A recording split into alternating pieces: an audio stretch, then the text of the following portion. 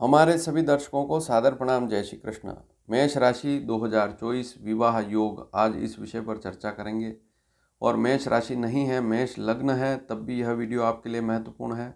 और इसके अलावा भी कुछ ऐसी महत्वपूर्ण जानकारियां दी जाएगी, उनको अगर आप देखेंगे, ध्यान से समझेंगे, तो आपको यह पता लगेगा कि आपकी मेष राशि नहीं है, मेष लग्न नहीं है, तब भी किस प्रकार से 2024 आपके लिए उपयोगी सिद्ध हो सकता है, कौन कौन सा समय आपके लिए लाभकारी हो सकता है। तो लगभग ऐसी ऐसी महत्वपूर्ण जानकारियाँ इस वीडियो में आपको मिलेगी। बहुत कम समय में आपको बहुत बड़ी जानकारी दे रहा हूँ। मेष राशि मेष लग्न नहीं है, तब भी कुछ बातें ऐसी है जिनको जानना बहुत ज़रूरी है। उनको ध्यान से देखेंगे तो आप समझ पाएंगे कि कैसे योग बन सकता है 2024 में विवाह का। लेकिन अक्सर योग तो बताते हैं, हम भी आपको योग बताते हैं, लेकिन फिर भी शादी नहीं हो पाती। उसके पीछे क्या कारण है, उसको समझना भी बहुत ज़रूरी है। यहाँ पर आप कुंडली देख रहे हैं। कुंडली में जो 7वां भाव होता है, कई बार बता चुका हूँ सप्तम भाव किसे कहते हैं, वैसे यहाँ पर लिखा हुआ है। कुंडली देखेंगे तो आपकी जो कुंडली है उसमें भी उस खंड को देखेंगे जहाँ पर सप्तम भाव यहाँ पर चित्र द्वारा समझाया गया है। उस खंड में, उस भाव में देखें उस भाव की स्थिति क्या है। ज्योतिष शास्त्र का नियम है कि पहला नियम है भाव पीड़ित। सप्तम भाव अगर पीड़ित है, पीड़ित कैसे होगा? सप्तम भाव में कोई नीच का ग्रह है। अब नीच पर भी वीडियो में बता चुका हूँ, नीच ग्रह कैसे बनता है, नीच स्थिति कैसे देखते हैं, कितने अंशों तक वह नीच का होता है, वह वीडियो भी आप ज़रूर देखें, प्लेलिस्ट में मिल जाएगा। तो सप्तम भाव में यदि कोई नीच का ग्रह बैठा हुआ है, सप्तम भाव में राहु है, केतु है, शनि है, मंगल है, सूर्य है, अकेला गुरु भी है, शत्रु राशि पर है, तो सप्तम भाव की स्थिति खराब हो जाती है। और ऐसी स्थिति में विवाह में देरी या विवाह के बाद भी समस्या रहती है। पहला नियम। दूसरा नियम, भाव का स्वामी पीड़ित। अब सभी राशियों के बारे में मैं बता चुका हूँ कि किस राशि का स्वामी कौन सा ग्रह होता है। तो सप्तम भाव में जो अंक लिखा हुआ है उससे हम उस सप्तम भाव के स्वामी का पता लगाते हैं। तो आपकी कुंडली में भी सप्तम भाव में कोई न कोई राशि लिखी हुई होगी और उसका स्वामी ग्रह कुंडली में कहीं पर भी हो सकता है। लेकिन वहाँ पर देखना है वह यदि शत्रु राशि पर है या राहु के साथ है, केतु के साथ है, सूर्य के साथ बैठकर अस्त हो गया है, नीच राशि पर है, तब भी स्थितियाँ खराब होती है। हम योग तो देखते हैं लेकिन शादी नहीं हो पाती है। तीसरी और प्रमुख बात, सप्तम भाव का कारक शुक्र पीड़ित हो। जो स्थितियां मैंने बताई वही स्थितियां शुक्र के साथ भी बनती है। शुक्र राहु के साथ है, केतु के साथ है, सूर्य के साथ बैठकर अस्त हो गया है, या शुक्र जो है कुंडली में नीच राशि का है, छठे, आठवें, 12वें भाव में बुरी स्थिति में है, विशेषकर छठे और 8वें भाव में बुरी स्थिति में है, शत्रु राशि पर है। राशियों के जो राशियां हैं उनके मित्र राशियां, शत्रु राशियां, मित्र ग्रह, शत्रु ग्रह, इसके बारे में भी कई बार जानकारी दे चुका हूं। आप चाहें तो वे वीडियो भी ज़रूर देखें। तो ये सारी बातें अगर देखेंगे तभी पता लगेगा कि कुंडली की स्थिति क्या है, कुंडली में वास्तव में विवाह योग है भी या नहीं है। क्योंकि बहुत से बार देरी हो जाती है या विवाह होता है तब भी दाम्पत्य जीवन अच्छा नहीं चलता। उसका कारण क्या है? भाव पीड़ित, सप्तम भाव, सप्तम भाव का स्वामी पीड़ित, सप्तम भाव का कारक शुक्र पीड़ित, ये तीन स्थितियां। अब 2024 में सबसे पहली स्थिति गुरु की देखेंगे, क्योंकि गुरु शादी का योग बनाता है। तो यहाँ पर सबसे पहली स्थिति समझें, अगर आपकी राशि मेष नहीं है, लग्न भी मेष नहीं है या है, तब भी आपको क्या देखना है? आपको अपनी कुंडली खोलनी और देखना है। आपकी कुंडली में आप गुरु को देखें, कहीं न कहीं कुंडली में गुरु लिखा हुआ होगा, बृहस्पति या गुरु। वहाँ पर यह देखें कि 1, 5, 7 और 9, इन चार में से किसी एक राशि पर गुरु अगर बैठा हुआ है तो 1 जनवरी से लेकर 2024, 1 जनवरी से लेकर 30 अप्रैल का समय आपके लिए विशेष विवाह में योग कारक रहेगा। गुरु को देखना है सबसे पहली स्थिति।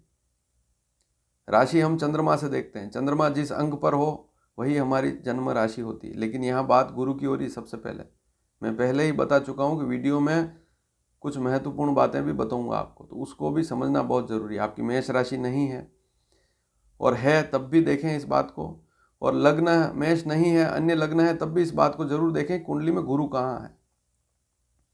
1, 5, 7 और 9, इन अंकों में से किसी एक अंक पर गुरु कुंडली में बैठा हुआ है तो अगला साल 2024 का जनवरी से लेकर अप्रैल तक का समय आपके लिए विवाह में योग कारक रहेगा।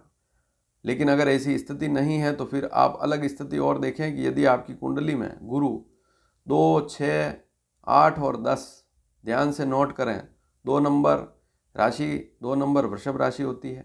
राशियों के अंक में कई बार बता चुका हूँ। तो गुरु आपकी कुंडली में वृषभ, कन्या, मकर या वृश्चिक राशि 2, 6, 8 और 10, 2, 6, 8 और 10, इनमें से किसी एक अंक पर गुरु लिखा हुआ है तो 1 मई से लेकर 31 दिसंबर 2024 ये पूरा समय आपके लिए विवाह के लिए योग कारक हो सकता है। लाभ उठाएं इस समय में, रिश्ता आएगा, बातचीत करेंगे, लाभ भी मिलेगा।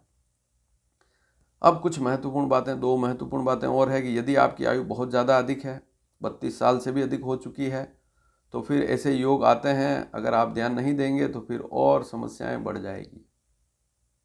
हमारे यहाँ पुराने समय में तो कहते थे कि बच्चे का जन्म भी, शादी होती है और बच्चे भी समय पर हो जाने चाहिए, 35 साल के अंदर ही बच्चे हो सके जहाँ तक हो जाने चाहिए। अब आजकल 35 के बाद शादी होती है या 40 में शादी करेंगे तो फिर तो स्थितियाँ बहुत ज़्यादा खराब हो जाती है। फिर अगर आप इच्छा कर रहे हैं शादी की, लेकिन फिर संतान होने में बाधा होती ही है। आजकल 30 के बाद ही बाधाएं शुरू हो जाती है संतान होने में। तो हर एक काम को करने का समय होता है, फिक्स दिन है। दिन सोने के लिए नहीं बना है, सोने के लिए रात्रि बनी है। लेकिन आजकल सारी चीज़ें उल्टी चलती है, रात को जगते हैं, दिन भर सोते हैं, तो स्थितियां फिर खराब होनी ही है। स्वास्थ्य भी खराब होना, दूसरी स्थितियां भी खराब होनी है। तो इन सारी बातों को समझना बहुत ज़रूरी है।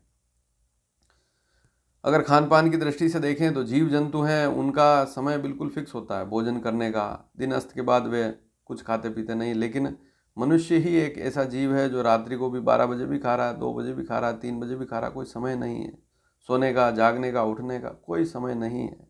तो वहाँ ध्यान देना जरूर पड़ेगा, अन्यथा स्वास्थ्य भी खराब हो जाएगा। आयु अगर 25 साल से 30 साल के बीच में अगर आपकी शादी नहीं हुई है, शादी का विचार कर रहे हैं, तो बहुत अच्छा समय है, ये योग आपको लाभ देगा ही।